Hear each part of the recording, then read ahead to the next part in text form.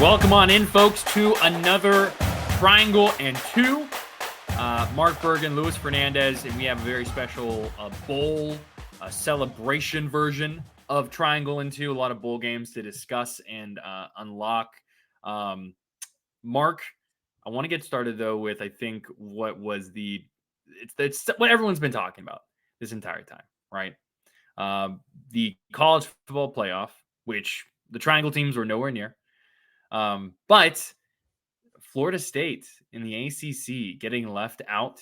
For those of you who have not seen at this point, one is Michigan, two is Washington, three is Texas, four is Alabama. When that came down, Mark, on Sunday, what were your initial thoughts on Florida State being the odd man out? They got this wrong because they're validating that the games don't actually matter. And the example I'll point you to is Cardale Jones with Ohio State several seasons back. And if you don't know the name, Google it. They should know the name. Although that I guess that was a lot longer ago than I realized. No, now I get that if you look at point spreads, Florida State would be a double-digit underdog. But just because their quarterback and backups get injured, let's just invalidate every other position because the quarterback's all that matters at this point, Lewis. Left tackle doesn't matter. Your linebackers don't matter. Your cornerback or star skill position players, they don't matter. But if your quarterback's out, it the moment Jordan Travis went out, Florida State gets eliminated from the CFP. Make that make sense. And look, again, if the point spreads, if they had made the CFP, they'd be a double-digit underdog. They're a double-digit underdog to Georgia in their bowl game, right? But this is a defense that hasn't allowed 30 points in a game this season. We're just going to ignore the other facets of football for a better primetime TV matchup and not to give these kids an opportunity when they've earned it versus Alabama and Texas getting in as one-loss schools. It doesn't make any sense to me. Yeah, I mean, I think that Alabama and Texas are very deserving of being in the top four. Don't get me wrong. But Florida State needs to be there. They're a Power 5 undefeated team. I mean, everything I would say at this point would just, reflect what you have. I did a little spiel on the news last night, just kind of breaking it all down and how saw that and check that out on WRALsportsfan.com, Lewis, because I thought it was terrific. It's so frustrating. I can't imagine if I was a Florida State fan or anything like that, or if I was involved with that Florida State team in general. Like you said, okay, the spread would be, bigger if Florida State were to play in that game instead of Alabama or, Texas or wherever it would be. Okay. What's your point? Vegas doesn't decide who plays in the college football playoff. Vegas is not on the committee. And that's why you play the games. And look, let's take this a step further, Lewis. Let's take this a step further. Boo Corrigan, who's on the committee and making this decision, mark this down. This is December the 4th, 2023. When NC State plays Florida State in future seasons, there's going to be a price to pay. I am telling you this now. Sure. I am telling you this now. For better or worse, it's not Boo Corrigan's fault. He just happens to be the face of the college football committee. But yeah, no, I mean, it's not great. The perception can be reality though, Lewis, and that's the perception that Florida State and Florida State fans will have as a result of this decision. But my whole thing is, I think it just comes back to you in football. It is a lot harder to project how things will go in football just because of how many elements there are in the game, what's going on, all the different players. So, and it's totally discrediting everything else that Florida State has done. I mean, they've won 3 games since Jordan Travis's injury. They've been rivals without Jordan Travis. They had a third string true freshman quarterback in there, and they dominated number 16 at the time, Louisville. 16-6. I mean, it's ridiculous.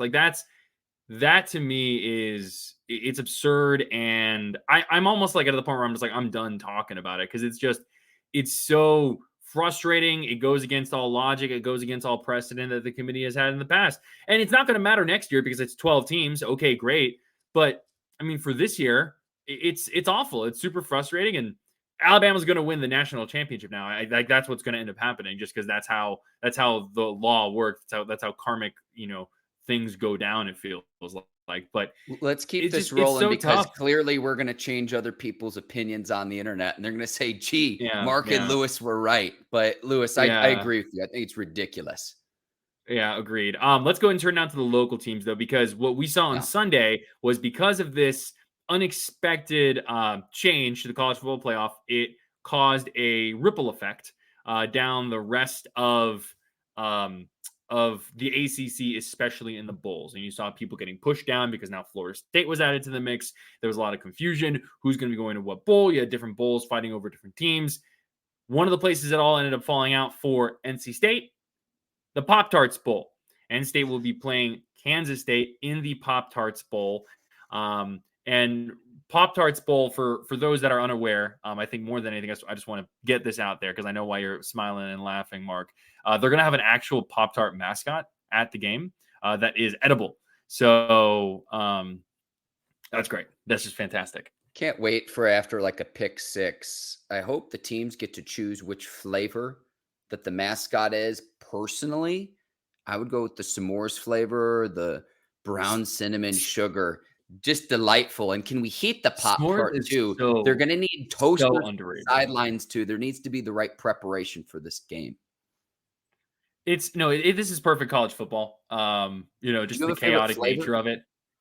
I really appreciate. I like s'mores. I had s'mores the most, I think, growing up as a kid. Like, Yeah. I was just really into s'mores for some reason. I thought it was like an absolute delicacy when I was a little kid.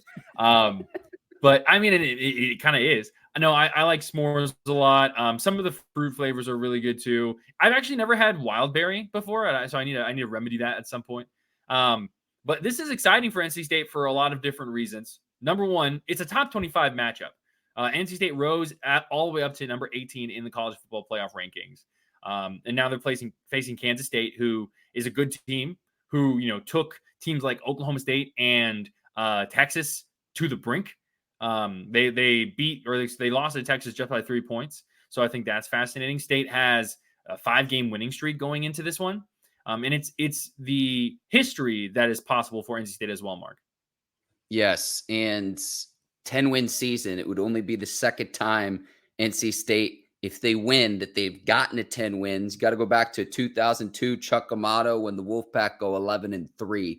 So a very big deal considering earlier this year we were laughing at NC State and Dave Doran and the state of the program and going from Brennan Armstrong to MJ Morris. And now you have the opportunity to salvage your season and to get to 10 wins. That's a really big deal considering you've only done this one other time in the history of the entire program. And it's a Kansas State team that plays a similar style of football in the sense that, like, they've lost games that they probably weren't expected to win, but they beat everyone that they're supposed to. And I think it's very interesting, too, that you leave off my alma mater, because if not for a 61-yard field goal, they'd have knocked off Missouri on the road. That's right. As well. 61 yards. I remember that kick and being that was just ridiculous because it's college kickers. Missouri's in a New Year's Six Bowl, right? They're playing Ohio State in the Cotton Bowl, so just ahead of New Year's Eve. And got their work cut out for them against the Buckeyes, no doubt. That's fun. No, I know I've said it for the past like 5 weeks, essentially, but I don't think that you can give enough credit to Dave Doran and his coaching staff. Let me say one thing too with this offense, Lewis. I got to hop in here because I don't think we've given this guy enough credit on NC State. We can talk about Peyton Wilson a lot, but Casey Concepcion on the offensive side of the ball, and they're going to hang on to him and give him enough NIL money and all of that. Swiss Army knife for the Wolfpack offense, and he's helped revitalize and get this group to regroup, if you will. And it's funny because we have a lot of NC State alum in the WRAL newsroom, Lewis. And it's like this kid's going to be really good as a sophomore or junior. Let's scratch that from the record. He's really good right now. Yeah, he's a very, very good player right now. Yeah, absolutely. No, he is, his ability to be used everywhere. It's somewhat reminiscent, different body size, different kind of talent, I guess, and different types of ways they play, but it's somewhat reminiscent to how Deebo Samuel, has been and was used Mm. by the 49ers before they got Christian McCaffrey, where he's just kind of all over the place. You can really do a lot with him. His speed is phenomenal. The one thing that's going to be interesting about this too, when you look at Kansas State, is they have a tendency to give up a lot of rushing yards. I went back to looking at the past few games, right? So as they went in their final 4 games of the season, they went 2-2. And they played, Texas, for example, in those 2 games. But when you go back to how opponents did against them over the course of those last 4 games, 230 yards rushing, 234 yards rushing, 258 yards rushing.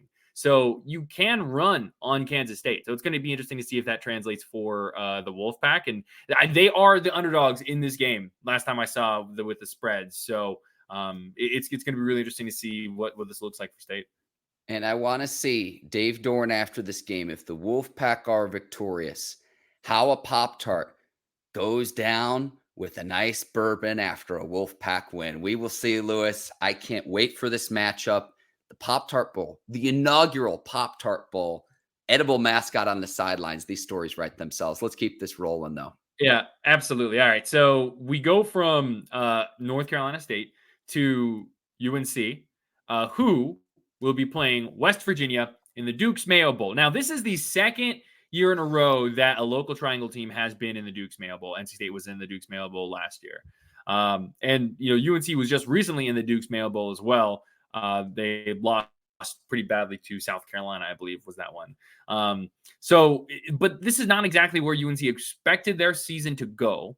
I think that the expectations were a little bit higher, but you have an opportunity to win a game against the Power 5 opponent in the postseason in North Carolina. There is some interesting storylines here. What are you paying the most attention to, Mark?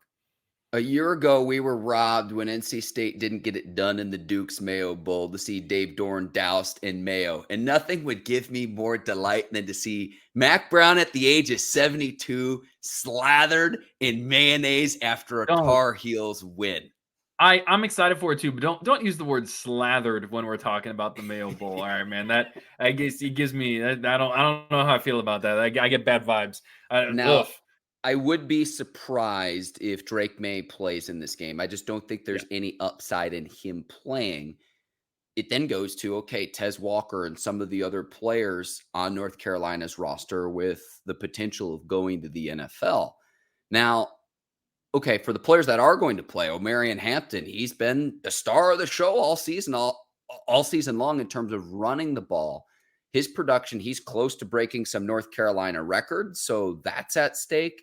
But this is going to be a showcase game for him, in my opinion, could he potentially be one of the top backs in the 2025 draft?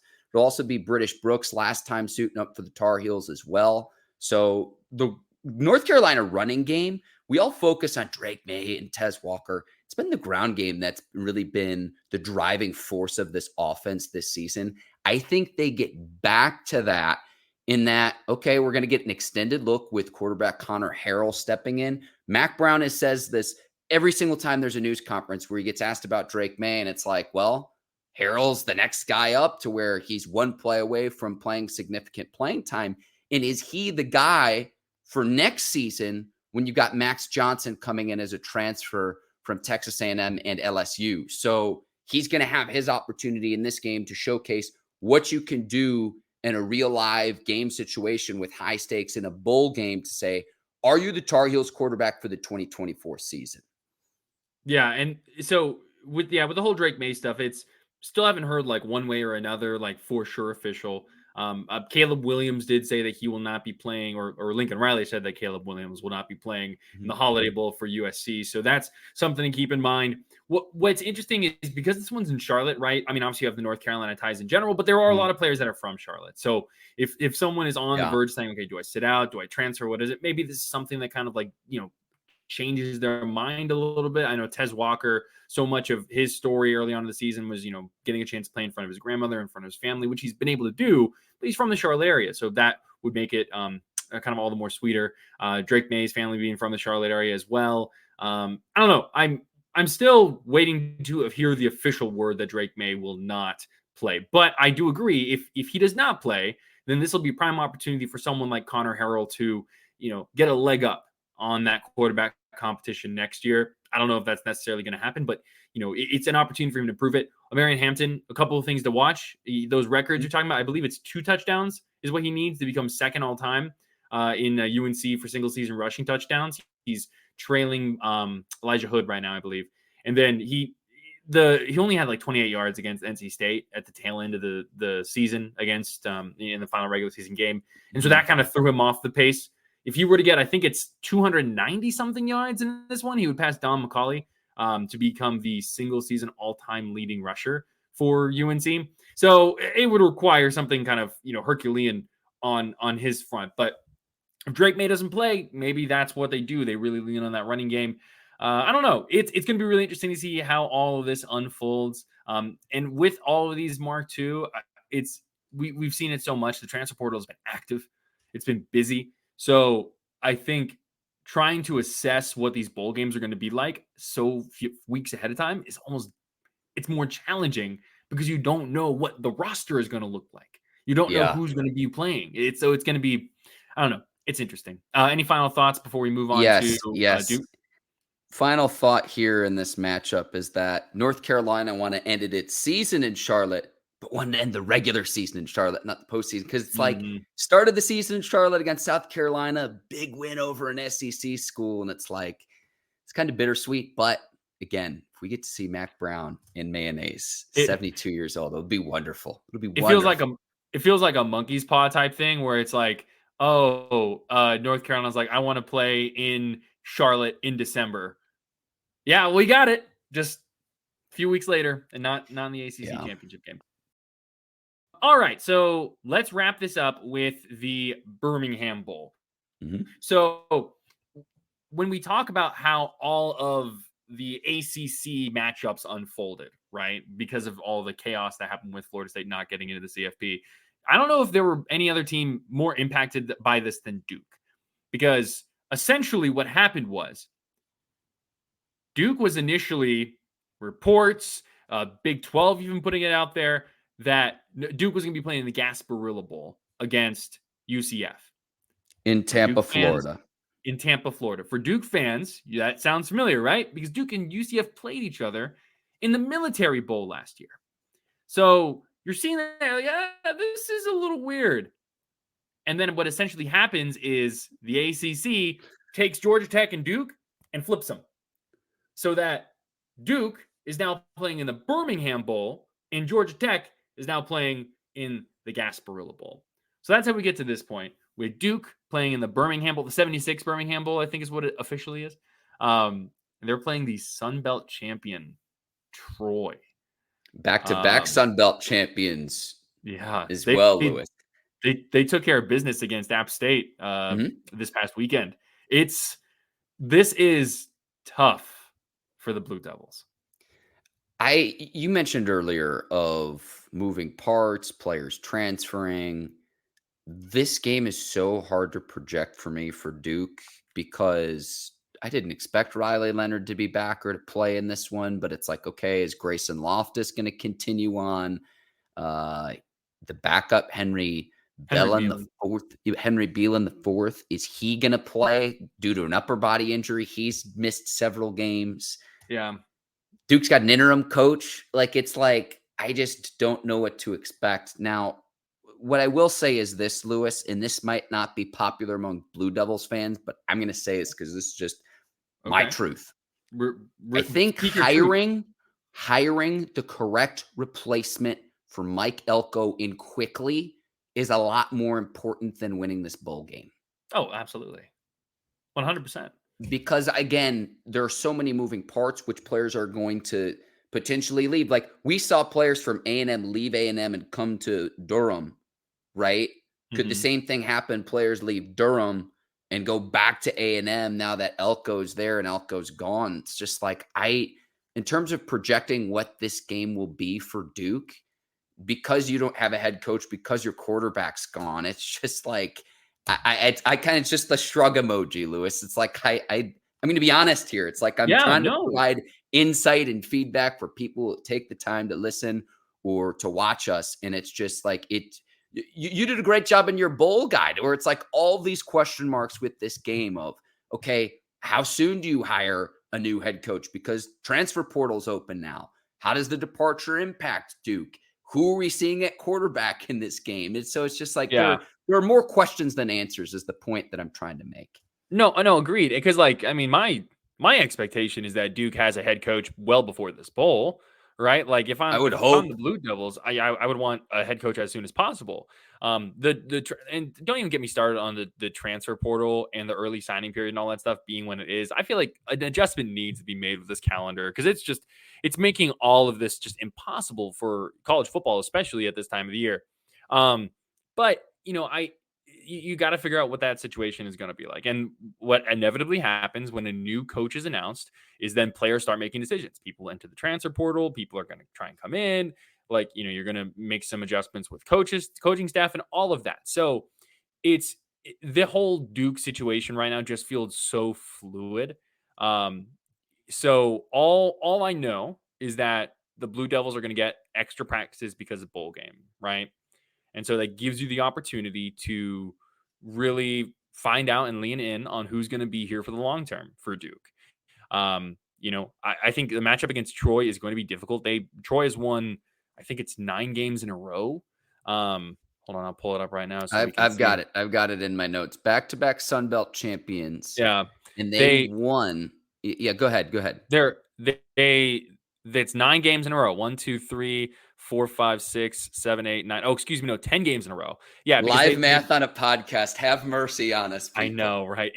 I'm just looking at a row of W's. And I'm like, that looks like 9. They beat Stephen F. Austin to start the year, and then they lost at Kansas State, and then they almost beat James Madison. 16-14 was the final score there, and they've rattled off 10 wins in a row. So this is a very good team. It's a very hot team.